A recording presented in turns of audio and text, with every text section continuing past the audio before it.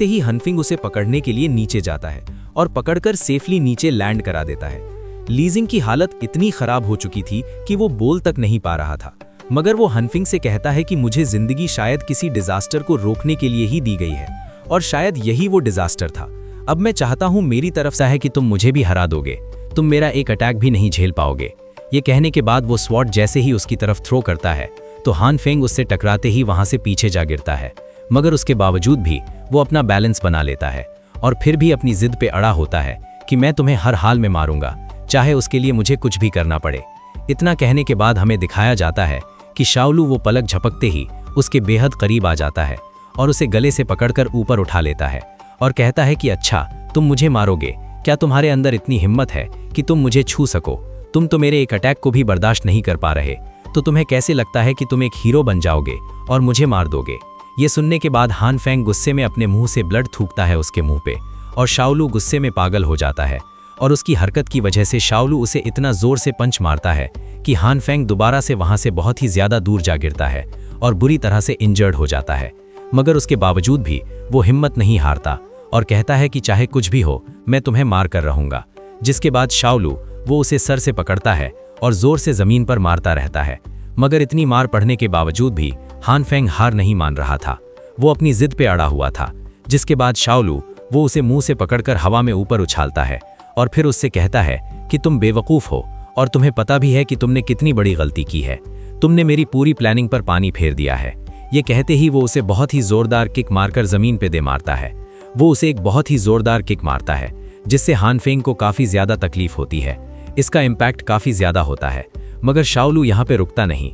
वो उसे एक और जोरदार पंच से मारता है जिसकी वजह से हानफेंग बुरी तरह से बेहाल होकर नीचे गिर पड़ता है और शाओलू उससे कहता है कि तुम्हें क्या लगता है कि तुमने मेरे छोटे मोटे साथियों को मार दिया तो तुम लोग ये बैटल जीत जाओगे? इस शुआ सिटी ने मेरे फादर के साथ गद्दारी की है, अब इन सारे के सारे लोगों को इसी शुआ सिटी में मेरे फादर के साथ ही दफन होना होगा। मगर हानफेंग कहता है मैं तुम्हें जान से मार दूंगा, पर शाओलू कहता है कोई भी नहीं बचेगा, मैं सबका खात्मा करने वाला हूं।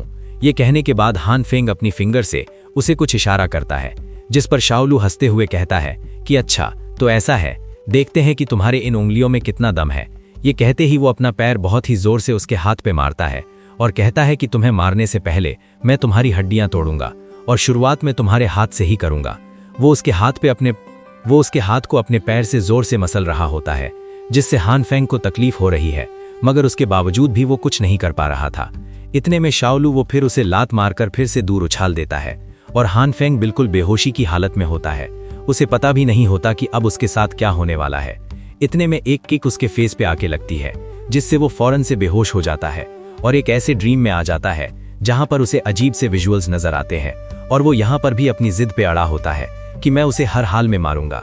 मगर हमें दिखाया जाता है कि वहां पर उसका ग्रैंडफादर होता है और वो उससे कहता है कि हार मान जाओ, अगर तुमने अपने आप को फोर्स किया और ड्रैगन नेल्स को निकाल दिया तो फिर तुम्हारी कल्टीवेशन वैसे ही खत्म हो जाएगी, तुम्हारी मेरिडियंस भी डिस्ट्रॉय हो जाएंगी, जिसके बाद तुम्हारी किस्मत पूरी तरह से खराब हो जाएगी। मगर हमें दिखाया जाता है कि हाफेंग बचपन से ही ऐसा है, उसने कभी भी हार मानने को एक्सेप्ट ही नहीं किया था, जबकि उसके ग्रैंडफादर ने हमेशा उसने कहा था कि ऐसी सिचुएशन पर पीछे हट जाओ, मगर वो कभी भी इसके लिए पीछे हटने को तैयार नहीं था।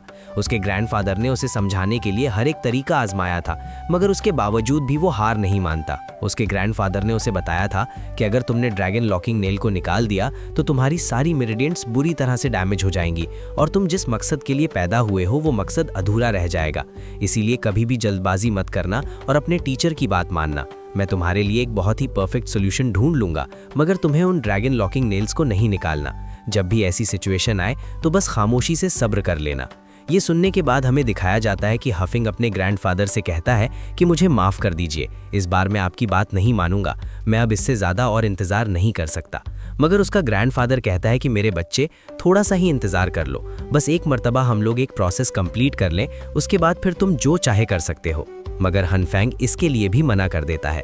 तो फिर उसका ग्रैंडफादर कहता है मुझे बताओ कि आखिर तुम कब वापस आओगे, क्या तुम्हें ज़्यादा टाइम लगेगा? तो हनफेंग जाते हुए कहता है कि मैं वापस आऊँगा, या तो बहुत जल्द या फिर थोड़ा देर से, मगर मैं आऊँगा ज़रूर। इतने में हमें वहाँ पर लीजिंग का वही लोटस भी दिखाया जाता है जो कि उड़ते हुए सीधा हनफिंग की तरफ आ रहा होता है, और जैसे ही हनफिंग होश में आता है तो वो उस लोटस को पकड़ता है और उसके अंदर एक अजीब सी एनर्जी आ जाती है। ये देखते ही शाओलू वो हैरान हो जाता है कि ये सब क्या हो रहा है। ये लड़का तो इतना इंजर्ड था कि ये उड़ भी नहीं पाएगा, मगर उसके बावजूद भी इसकी एनर्जी बढ़ती जा रही है। मैंने इसे इतनी बुरी तरह से मारा है कि ये अपनी आंखें तक नहीं खोल पा रहा था। आखिर ये अपने पैरों पर खड़ा कैसे हो रहा है और इसकी बॉडी में ये एनर्जी कहाँ से आ रही है। मगर हमें दिखाया जाता है हनफेंग वो एनर्जी एब्जॉर्ब करते हुए अपने मास्टर से कहता है कि मुझे माफ़ कर दीजिएगा, मैं ड्रैगन लॉकिंग नेल को निकाल रहा हूँ। इतना कहने के बाद हम लोग देखते हैं कि वो फौरन से अपने शोल्डर में मौजूद उस ड्रैगन लॉकिंग नेल को निकालता है तो उसकी बॉडी पूरी तरह से ट्रांसफॉर्म हो जाती है और वो अपनी पीठ में मौजूद अपनी स्पाइन को एक स्वॉर्ड की तरह यूज़ करने के लिए उन्हें अपनी बॉडी से खींचकर बाहर निकालता है तो वो स्पाइन असल में एक स्वॉर्ड में ट्रांसफॉर्म हो जाती है। और हनफेंग उससे कहता है कि आज मैं इसी स्वॉर्ड के साथ तुम्हारा खात्मा करने वाला हूँ। हनफिंग को इस तरह खड़ा होकर देखकर शाओलू जोर जोर से हंसना शुरू कर देता है और वो कहता है कि शायद इसने कोई बस मामूली सी ही ट्रांसफॉर्मेशन की है। मगर हम देखते हैं हनफेंग बहुत ही स्पीड के साथ उसकी तरफ आगे बढ़ता है और उसे बहुत ही जोर से पंच मारते हुए घसीटते हुए दूर ले जाता है और वहां मौजूद एक दीवार की तरफ उसे उछाल देता है। और जैसे ही उसके पीछे से आकर दोबारा से उसे मारने वाला होता है तो फिर शाओलू अपनी स्वॉर्ड निकालकर उसके साथ स्वॉर्ड बैटल लड़ता है, जिसमें वो दोनों ही एक दूसरे पर काफी खतरनाक अटैक करने की कोशिश करते हैं। यहाँ पर शाओलू उससे कहता है कि मैंने आज से पहले ना जाने कितने ही खतरनाक वेपन्स देखे हैं, मगर आज जिंदगी में पहली मर्तबा मैंने एक ऐसा वेपन देखा है जिसे किसी ने अपनी हड्डियों से बनाया है। तो हनफेंग कहता है कि इन हड्डियों से बनी स्वॉर्ड को मैं तुम्हारी बॉडी में घुसाकर और भी तेज कर दूंगा। ये कहते ही वो अपनी स्वॉर्ड उसकी बॉडी के आर पार कर देता है, जिससे शाओलू को तकलीफ तो होती है मगर उसके बावजूद भी वो जोर जोर से हंसना शुरू कर देता है और कहता है कि फाइनली अब इस लड़ाई में मजा आने लगा है, अब ये सब कुछ इंटरेस्टिंग होता जा रहा है। ये कहने के साथ वो आगे बढ़कर हनफेंग को पंच मारने की कोशिश करता है, जिसकी वजह से हनफेंग पीछे हट जाता है और फिर शाओलू से कहता है कि चलो तो फिर आज हम दोनों एक साथ ही यहाँ पर दफन होंगे। हम लोग यहाँ पर तब तक लड़ेंगे जब तक हम लोग अपनी पूरी सोर्स को ही जला ना दें। इस शुहुआ सिटी को डिस्ट्रॉय करने से तो ये कई गुना बेहतर होगा। मगर यहाँ पर हफेंग उसे कहता है कि इतनी भी क्या जल्दी है, मैं तुम्हें इतनी आसानी से मरने नहीं दूंगा।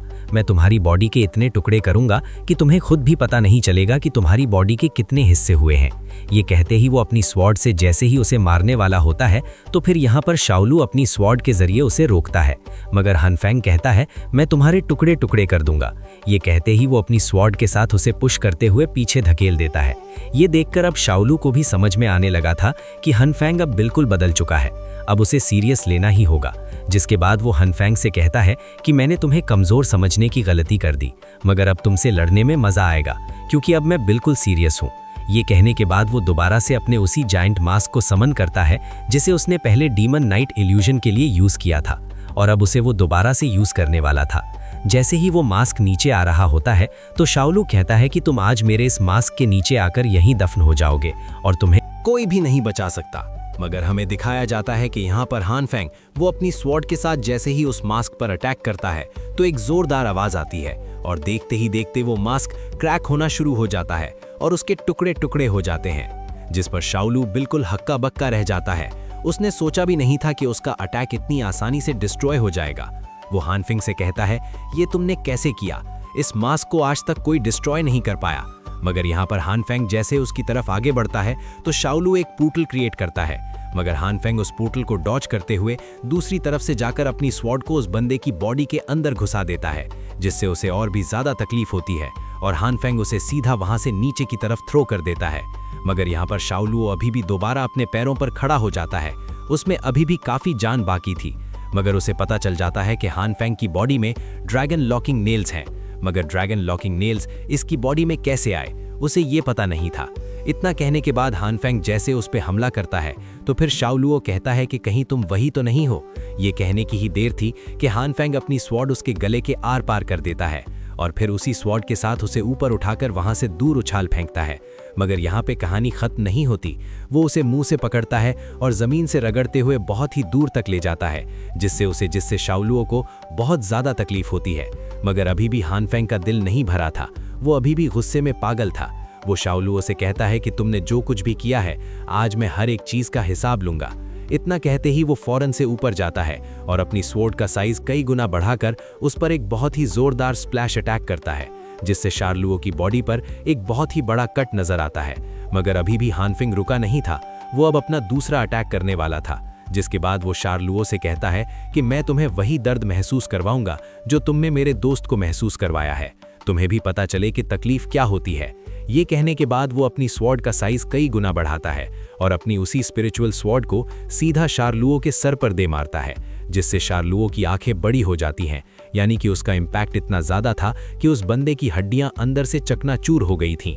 मगर हान फेंग अभी भी नहीं रुकता। वो कहता है कि अब वक्त आ गया है कि तुम्हें इस दुनिया से ऊपर भेजा जाए, चलो अब अलविदा कहने का टाइम आ गया है।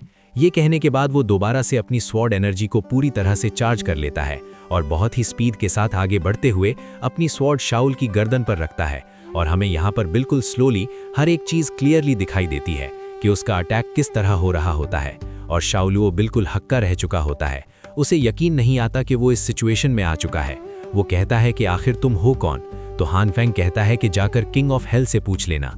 ये कहने के बाद जैसे ही हान फेंग अपनी स्वॉर्ड को खींचता है तो वहां पर इतना जोरदार धमाका होता है कि हर तरफ आग ही आग फैल जाती है और हर चीज जो कि आसपास मौजूद थी पूरी तरह से डिस्ट्रॉय हो जाती है। और यहाँ पर शाओलुओ का पत्ता भी साफ हो गया था। अब हम लोग दोबारा से हान फेंग को देखते हैं। शाओलुओ को मारने के बाद वो काफी ज्यादा थका हुआ महसूस कर रहा था, मगर क्योंकि वो लड़ाई तो जीत चुका था मगर वो अपने दोस्त को हार गया था, उसे बहुत ही ज्यादा अफसोस हो रहा होता है। उसने इस लड़ाई में अपना इतना अच्छा दोस्त खो दिया। वो आहिस्ता आहिस्ता अब लीजिंग की बॉडी की तरफ आगे बढ़ रहा होता है और उसे आहिस्ता आहिस्ता विजुअल्स भी आना शुरू हो गए थे। उसकी पास्ट मेमोरीज उसे नजर आने लगी थी। वो कहता है कि मैंने ड्रैगन लॉकिंग नेल निकाल दिया है, इसका मतलब ये है कि बहुत जल्द मैं मारा जाऊंगा। मगर हमें दिखाया जाता है कि उसकी किस्मत में हमेशा से ही ऐसा होता आया है। वो जब से पैदा हुआ है उस वक्त से ही उसने अपने प्यारों को खोया है। वो हमेशा से ही अपने प्यारों की कुर्बानी देते हुए यहाँ तक पहुँचा है, जिसकी वजह से उसके अंदर गुस्सा इतना बढ़ गया है कि वो उसे अपने अंदर दबा भी नहीं पा रहा। बचपन में उसने अपने माँ बाप को खो दिया, उसके बाद उसने अपने दोस्तों की कुर्बानियाँ दी, यहाँ तक कि वो जब बड़ा हुआ तो उसके बाद उसे एक नया दोस्त मिला जिसे वो खुद भी काफ़ी ज़्यादा पसंद करता था। मगर उसने भी हान फेंग की ही गोद में अपना दम तोड़ दिया। जैसे ही वो सीढ़ियों से ऊपर चढ़ता है तो उसे नजर आता है लीजिंग उसके सामने खड़ा है और वो उससे कहता है कि बताओ कि दोस्त किसे कहते हैं। तो हान सिंह कहता है दोस्त वो होता है जो कि हर मुश्किल वक्त में साथ रहता है और हमेशा अपने दोस्त के ऊपर मुसीबत को अपने ऊपर ले लेता है और हर मुश्किल वक्त में उसके साथ खड़ा रहता है। इतना कहने के बाद हम देखते हैं लीजिंग की बॉडी वो असल में उसकी सोल होती है और वो इरेज हो जाती है। जिसके बाद हान सिंह देखता है लीजिंग वहां पर नीचे पड़ा हुआ है, तो उसे सिचुएशन में देखकर वो भी वहीं घुटनों पर बैठ जाता है और उसी के साथ ही ये एपिसोड भी यहीं पर ही एंड हो जाता है।